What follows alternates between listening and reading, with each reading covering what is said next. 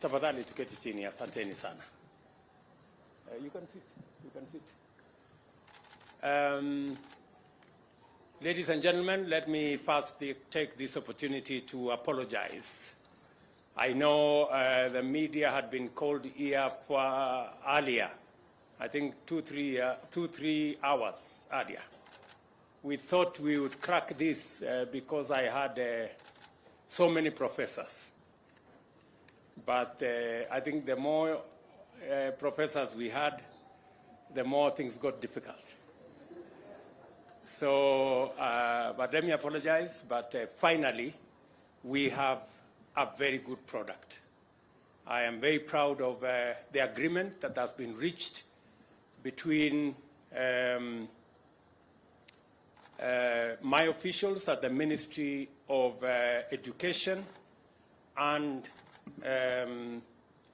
the good people, the professors and the vice chancellors from our universities and the leadership of our TVET institutions. As Kenyans are aware, we've had a running problem almost for the last 30 years about university funding. All of us remember that the current fees that university students are paying were agreed 34 years ago, the 16,000. And it has remained that all the years. We're all aware that also that we have huge, serious crisis in the funding of our institutions of higher learning. Our universities and TVETs are struggling. Many universities have court cases. They cannot pay their lecturers.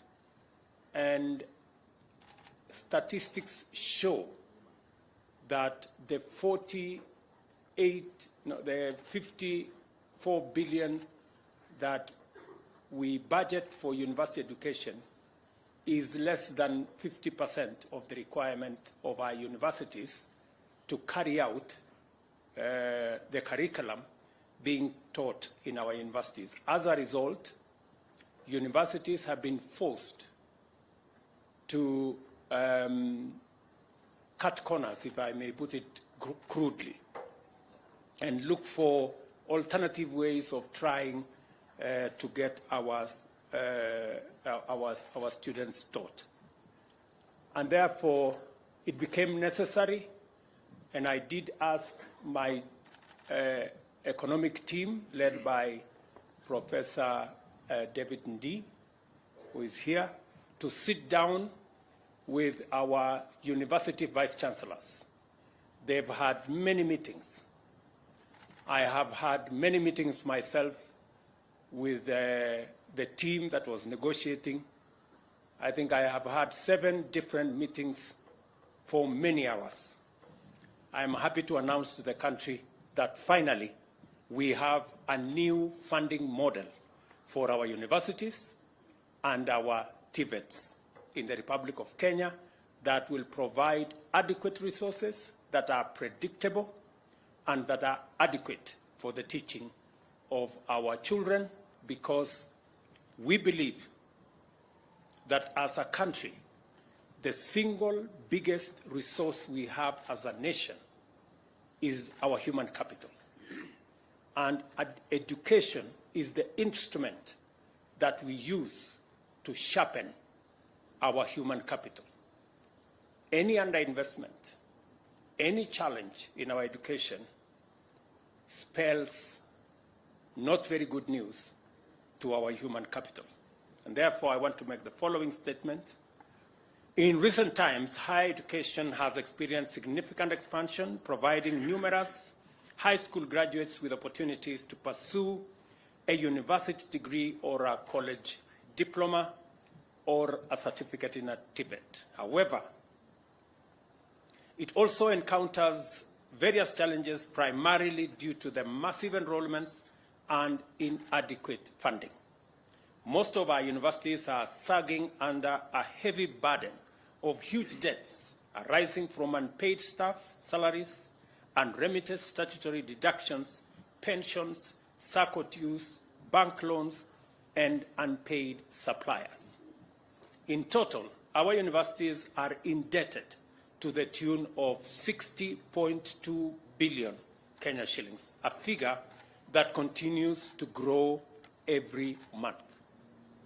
Similarly, the technical and vocational education training institutions, the challenge has been the increase in enrollment from about 90,000 8 years ago to 327,000, leading to a reduction in funding per trainee over the years from an average of 30,000 to as low as 17,000 a year last year. It is therefore crucial and necessary to develop a new funding model to address the financial challenges facing higher education. This new funding model does not increase university fees. Let me repeat that. This new funding model does not increase university fees. In the financial year 2022-2023, Kenya shillings 54 billion was allocated to university education, both as grant and as loans. In the next financial year, under the new model, we are increasing the budgetary allocation from 54 billion to 84.6 billion, an extra 30.6 billion. This is an increase of 56% and translates to an increase of funding per student from 152,000 to Kenya shillings 208,000, an increase of 37%.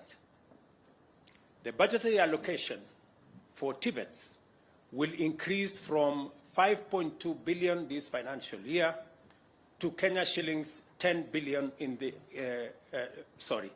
the budgetary allocation for TVETs will increase from 5.2 billion in the financial year 22-23 to Kenya shillings 10 billion in the financial year 2023-2024. The cost of training TVET students will be 67,000 Kenya shillings per year per trainee, and that is significant.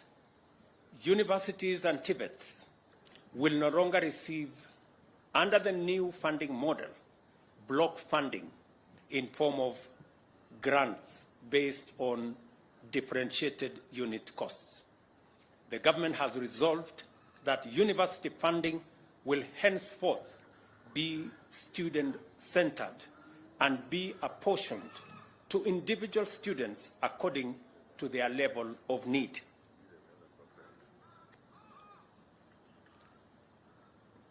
Funding to students shall combine scholarships, loans, and household contributions on graduated scale, scientifically determined by means testing instrument. The means testing instrument is an instrument that has been developed by Higher Education Loans Board over the last 20 years. Students will be categorized according to 4 levels of need. Vulnerable, actually 3 levels: vulnerable, less vulnerable, and able. All students shall be supported adequately to meet the cost of the program they choose to pursue. No student will ever be left behind. The government shall fully fund the vulnerable students, who comprise 29% of students joining university. And these are 45,000 students will be funded fully by the government of Kenya. And in our TVET institutions, 42,000 students this year will equally be funded fully by the government of Kenya. Their parents will contribute nothing. The funding shall be through government scholarships and loans. For the first time, students whose households are at the bottom of the pyramid shall enjoy equal opportunity in accessing university and TVET education. Their households shall not make any contributions towards the education of their children because of their financial status. Students from less needy households joining university will receive government scholarship of up to 53% and loans from the government of up to 40%, a total of 93%. 7% will be contributed by their households to meet the university education. Category number 3, the able students from able households joining university will be funded through a government scholarship up to a maximum of 38% of the cost of the program and 55% in form of loans. Again, in this case, their households will pay only 7%. The difference between these two is that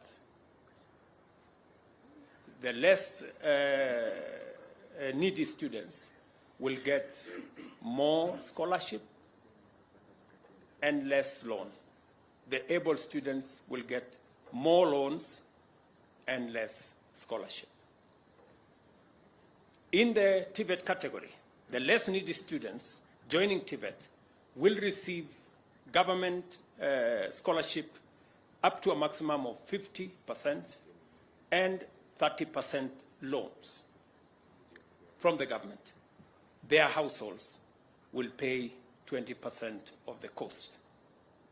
The able students joining TVET will be funded to the tune of 32% for government scholarship and 48% for government loans, and their households will equally contribute 20% of their costs. Universities will therefore be required to declare and publicize the actual cost of their programs.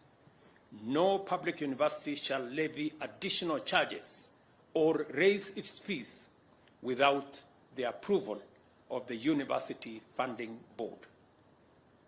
Students who are eligible shall apply for government scholarships, loans, as well as bursaries from complementary funding agencies, including county governments, the national government constituency development funds, and private companies.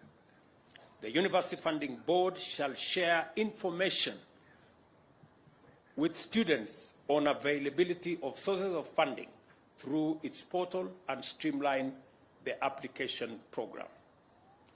The new model of funding higher education to be implemented effective this academic year 2023-2024 will commence with a new cohort of 173,127 students joining universities and 145,325 students joining TVETs.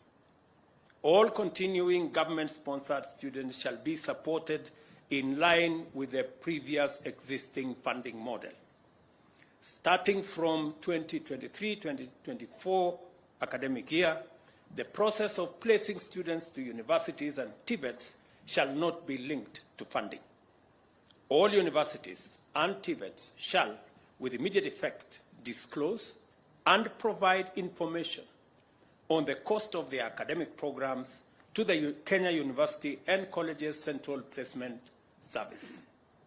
The Placement Service shall publish this information prior to placement of students so that students can choose the universities they want to join. With a new funding model, universities and TVETs will be motivated to raise additional resources and to enhance the quality of education so as to attract more students. Overall, there will be 4 funding streams to ensure the sustainability of university and TVETs. This shall include student-centered funding, the one I have explained. We are going to interrogate now research funding. We are going also to separate this from capital infrastructure grants that will now go to universities for development of university facilities. And also we will be encouraging fee-for-service, such as consultancy, where universities can provide this service. Having developed an elaborate framework on student-centered funding, we shall turn our attention to the other 3 funding options in the short term. Let me also explain that we have agreed with these good people that the Kenya National Bureau of Statistics will work out how these fees will be graduated year by year, will give us the model so that we do not end up with the situation where we are today, that we are using numbers that were agreed upon 30 years ago. These numbers shall keep increasing year by year, depending on what the Kenya National Bureau of Statistics gives us, what is that factor that we are going to be working on. The Cabinet Secretary for Education shall take immediate action to operationalize the new funding model as it has been agreed between the Government of Kenya and our university and TVET institutions. I can take a question or two. Asanteni sana.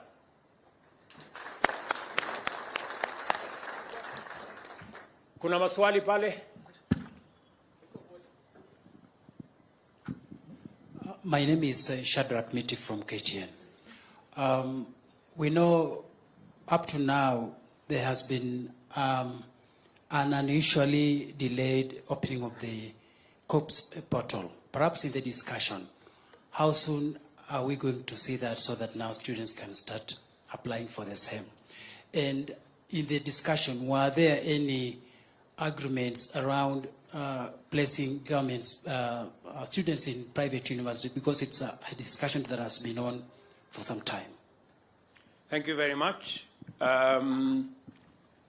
We did not open the portal by COPS because we needed to agree on the funding model, and we needed to agree not to admit students to universities and TVETs without us having a plan on how their funding and their education would be carried out. We've postponed this challenge for many years, and as a result, our universities and TVETs have suffered a great deal. And many of the vice chancellors you see here have gray hair, not because of old age, but because of trying to manage the situation in their universities. And so we decided that it is time that we sat down, figured out, and I am very pleased to note that these great ladies and gentlemen from our universities, their contribution in developing this model has been immense. In fact, our work was made very simple because they came with the good ideas that we assembled and got this funding model in place. COPS was waiting for this meeting. So I am confident that by when I saw the lady in charge of COPS was here, by when will we open the portal now? Give her the mic. Your Excellency, once the universities have given us their costs, which I hope they will do in a week's time, we'll be ready to open. Thank you very much. On your second question, yes, we have discussed on what we are going to do with our private universities. And the agreement has been that, just like has been before, students who join private universities will qualify for loans from the Higher Education Loans Board. They will, however, not qualify for scholarships from the government of Kenya. I think that's the only issue, because we believe that the students in our private universities equally deserve our support. That's why we have said they will qualify for Higher Education Loans Board, just like all the other students. The scholarship from government will only be limited to students in public universities. Any other question? My name is David Muchongo from the Daily Nation. You have given the categories of the students that will be the vulnerable, less vulnerable, and able. Do we have a formula of working that out so that we weed out fraudsters? Yes, it is exactly the point why we have, and as I told you, we have a means testing